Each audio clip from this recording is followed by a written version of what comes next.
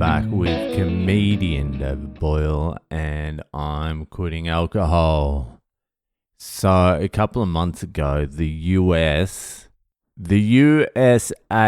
offered to build a $1.5 billion army base for Peru. Just a little gift from the USA. We're just going to do it out of the goodness of our hearts. You know, little Peru down there with your fucking pisco sours and your fucking Machu Picchus. We just want to say thank you for being one of our neighbors. We want to build a $1.5 billion army base for you. And it just so happens to be right next door to a $1.3 billion mega port, a shipping container port that the Chinese are currently building as part of the Belt and Road Initiative. And I said to my wife at the time, because the Peruvian government hadn't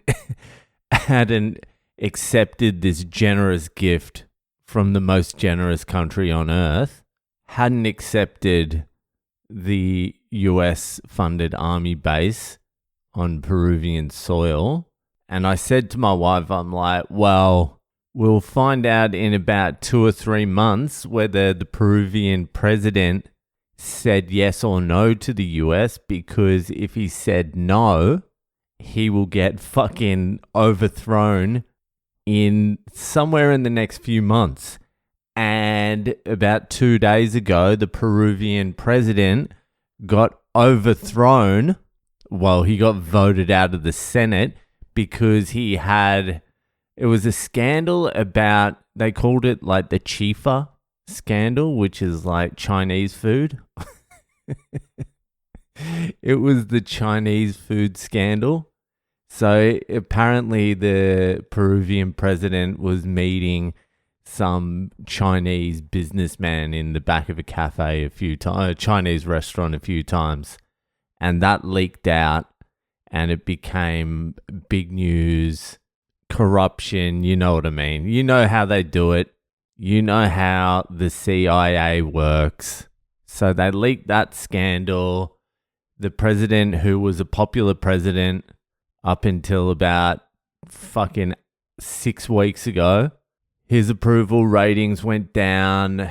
The media jumped on him. He left the presidency. He got voted out by the Senate. And if my calculations are correct, I would say the next Peruvian president, the first thing he will do is okay the $1.5 billion US Army base in Peru. That's just a guess. I'm just taking a stab in the dark. It's fucking wild out there, kids. So yeah, it is just more consolidation of power in the Americas for the US. And when I say the US, I don't mean the people. I mean multinational finance and corporations that are moving to consolidate hegemonic power in the region, North and South Americas, Central as well. It's just the old Monroe Doctrine.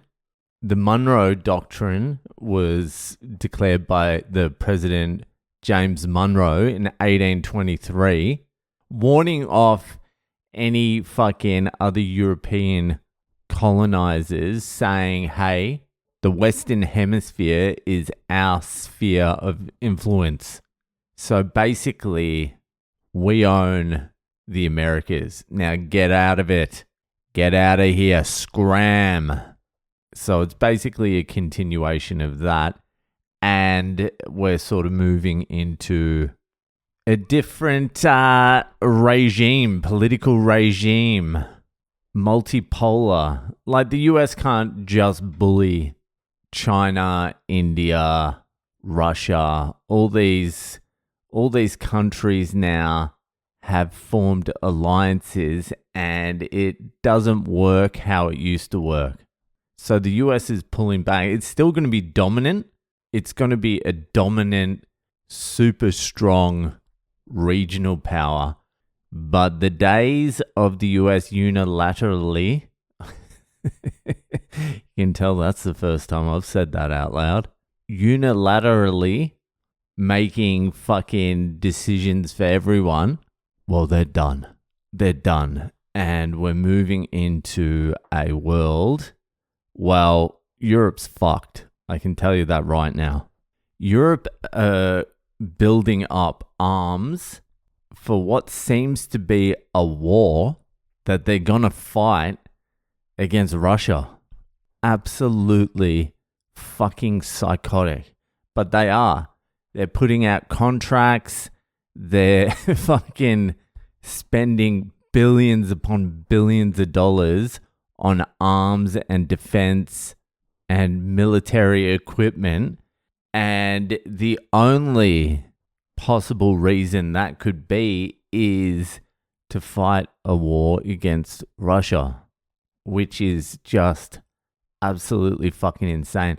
It seems like it's going to run through Poland first, and then Germany. Germany's very hostile towards Russia at the moment. England's going to be in there, Sweden, Estonia. It's going to fucking kick off in Europe.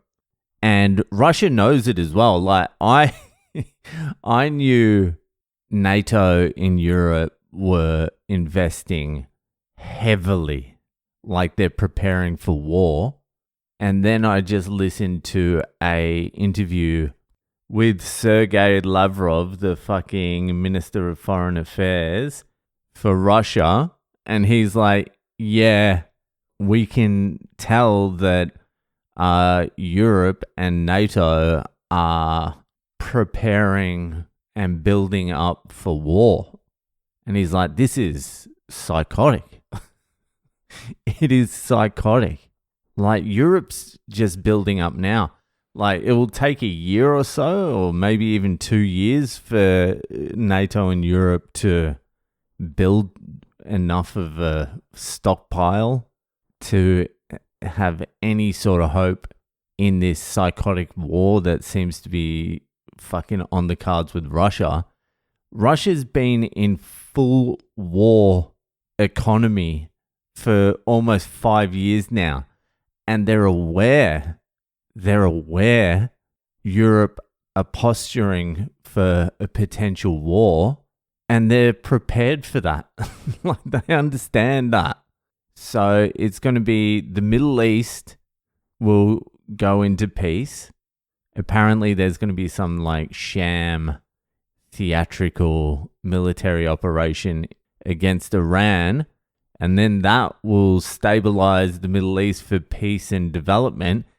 And then there's going to be a switch of attention to Europe. And it seems like these fucking insane European countries are going to attack Russia. Obviously, they're going to make it look like Russia attacked them.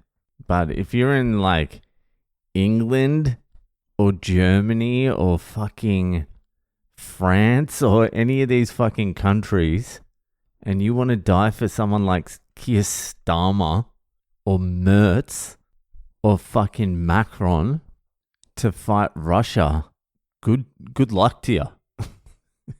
Good fucking luck to you.